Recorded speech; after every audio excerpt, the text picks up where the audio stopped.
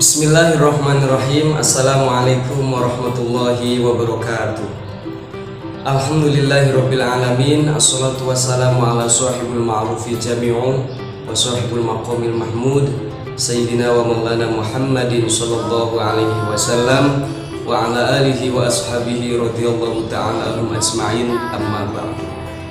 Yang pertama yang sangat saya muliakan kepada sesepuh, dewan sepuh, seluruh asatidah Pondok Pesantren Cirebon, wabil khusus kepada Al-Mukarram Bapak Kiai Haji Ade Muhammad Nasih LC selaku Kepala Madrasah Aliyah Nahdlatul Ulama Putra Pondok Pesantren Cirebon, dan kepada seluruh jajaran Dewan Guru Manoputra Pondok Pesantren Cirebon yang senantiasa saya harapkan barokah manfaat ilmu dan ridhonya.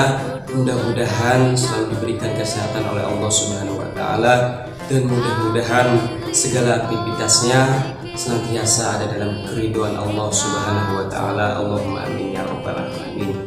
Sebelumnya, berkaitan dengan hal yang sedang saat ini saya lakukan, ini merupakan tugas dari guru mata pelajaran bahasa Indonesia, sekaligus juga untuk ikut serta dalam program kegiatan kelas 12 di akhir tahun pelajaran ini, yaitu ujian dalam bentuk praktek.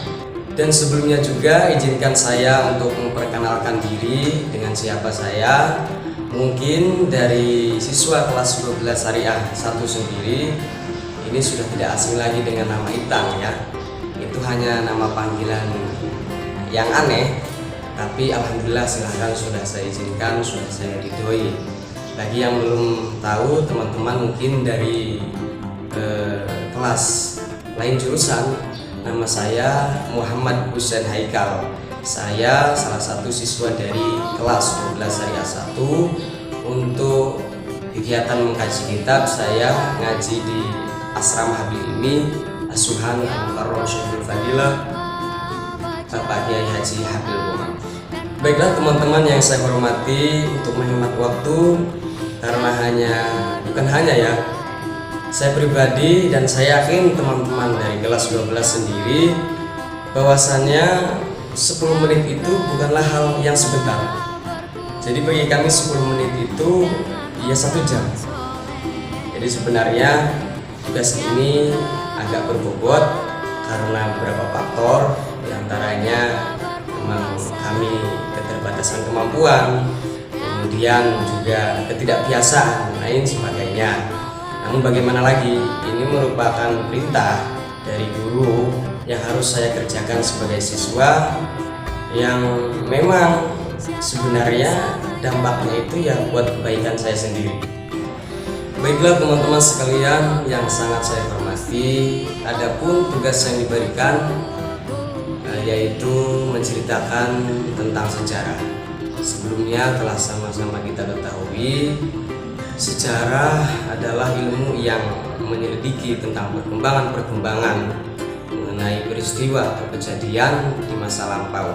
Dalam hal ini, saya akan menceritakan sejarah dilahirkannya manusia paling agung, yaitu dambaan kita, suri tauladan kita, Nabiullah Muhammad SAW, yang insya Allah nanti akan ada banyak hikmah dan pelajarannya. Nanti insya Allah saya urut dari pernikahan ayah dan ibundanya. Bismillahirrahmanirrahim. Pernikahan ayah dan ibundanya Kanjeng Nabi, yaitu Sayyid Abdullah dan Sayyidah Aminah, itu diselenggarakan pada tanggal 8 Jumadil Akhir ba'da maghrib pada malam Jumat. Ini malam Jumat. Baru saja menikah, Sayyid Abdullah itu langsung diajak pergi oleh ayah andanya. Berarti siapa? Sayyid Abdul Muttalib. Itu langsung diajak pergi. Belum apa-apa dengan Sayyidah Aminah, Sayyid Abdul Muttalib itu langsung ngajak pergi anaknya Sayyid Abdullah. Dalam salah satu kitab tidak diterangkan kemana tujuan pergi mereka. Namun di situ ada keterangan jarak yang mereka tempuh itu mencapai 22 km. Jadi hikmah yang pertama adalah Said Abdullah itu patuh terhadap orang tuanya. Bahkan Kanjeng Nabi sendiri pernah bersabda bahwasanya ketika seorang menginginkan keturunan atau anak yang patuh terhadap orang tuanya, maka orang tuanya itu harus patuh juga terhadap orang tuanya. Kemudian di dalam perjalanan tersebut sampailah di Arafah sekitar jam 9 malam. Jadi mereka istirahat sebentar. Lalu di samping itu Said Abdullah meminta izin kepada ayah andanya untuk mencari tempat yang strategis untuk buang hajat. Jadi lagi enak-enaknya mencari tempat yang strategis untuk buang hajat, Said Abdullah dikagetkan dengan peristiwa atau kejadian yang irasional, yang tidak masuk akal. Apa itu? Melihat danau, melihat telaga yang sangat luas di padang pasir. Jadi ini tidak masuk akal. Gimana ceritanya? Kok di padang pasir itu ada danau yang sangat luas? Said Abdullah itu bingung. Belum habis bingungnya, dikagetkan lagi oleh Hatif. Hatif itu suara tanpa rupa dari langit. Kurang lebih bunyinya seperti ini. Ya Abdullah, isyrab wa tahal thumma rji' wa waqi. Zauzatat tahmil sayyidal alam.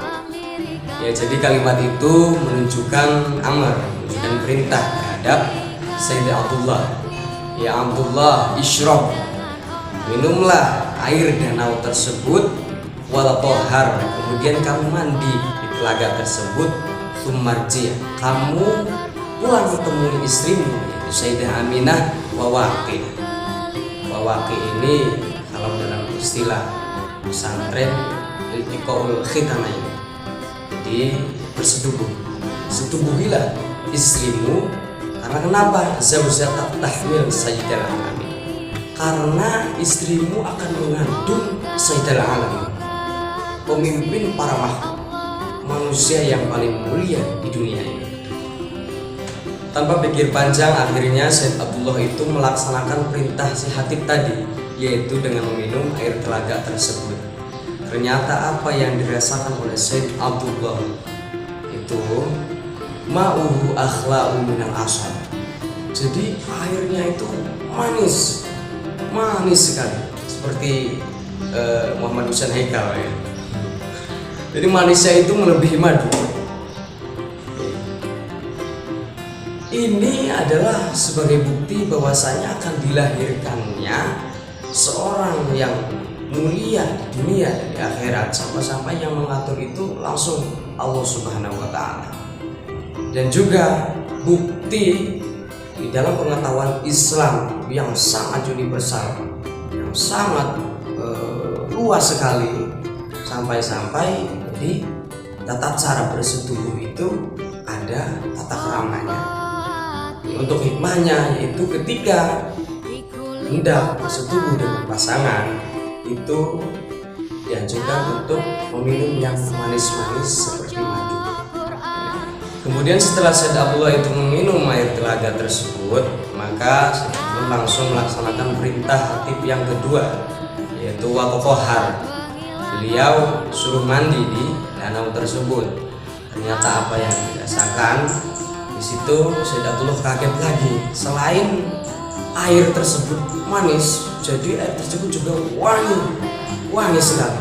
Bahkan itu kalau dibandingkan sama dengan Al-Fujah, 1000 wangian itu menempel pada tubuhnya Said Abdullah. Nah, di sini ada hikmahnya, yaitu jika hendak bersetubuh dengan pasangan, dianjurkan untuk membersihkan seluruh tubuh terlebih dahulu, kemudian dikasih minyak wangi, agar dampaknya ini akan menambah semangat. Ketika sudah semangatnya nambah, itu akan menambah mahabbah, dan ketika sudah mahabbahnya menambah, positif bahwa nanti jika istrinya mengandung bayi itu akan lahir manusia yang mulia, yang dimuliakan oleh orang lain, orang banyak dan juga dimuliakan oleh Allah Subhanahu wa Ta'ala. Kemudian setelah Sayyid Abdullah itu meminum dan memandi di air telaga tersebut, akhirnya beliau kembali menemui ayahandanya yang dari tadi sudah menunggu, menyampaikan, "Pak, saya nggak jadi buang hajatnya." Sayyid Abdul Muthalib, "Dari tadi nggak jadi buang hajatnya?"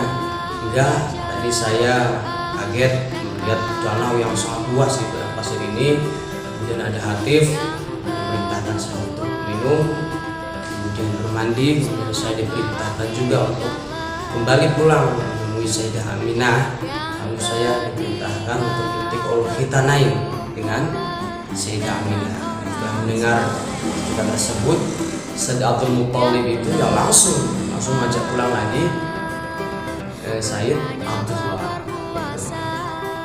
Kemudian dalam perjalanan pulang, akhirnya mereka tiba di rumah, dan di situ mereka melihat Sayyidah Aminah itu sudah menunggu. Mohon maaf, saya tidak bisa menceritakan kegiatan apa yang akan dilakukan Sayyid Abdullah. Allahu a'lam bi rahasia Tuhan ya Ansor. Singkat cerita, seminggu kemudian Sayyid Abdullah tersebut matur kepada Sayyidah Aminah, meminta izin untuk berdagang ke negeri Syam. Di Syam ini letaknya sekarang di wilayah Palestina dan sekitarnya.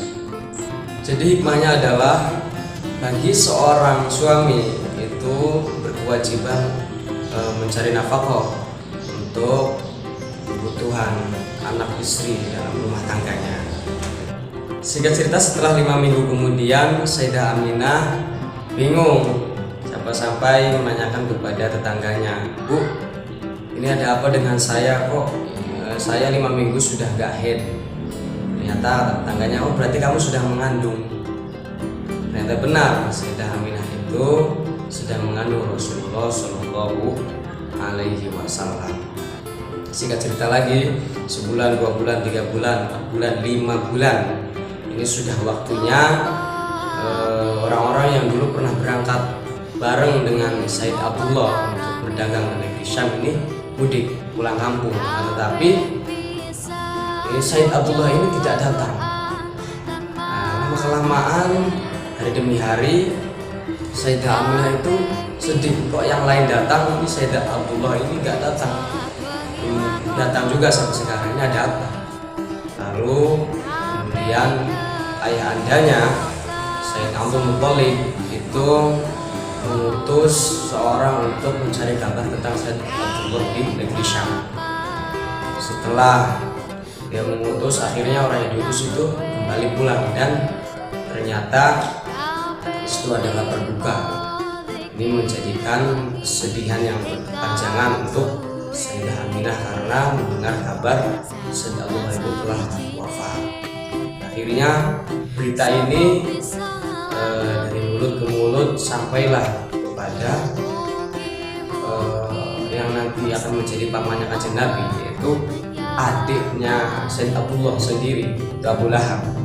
Sehingga Abu Lahab tersebut jadi mengatakan bahwasanya, "Kamu Sayyidah Aminah jangan terus-terusan bersedih, nanti khawatir akan berdampak kepada bayi yang sedang dikandung," kata Abu Lahab tersebut.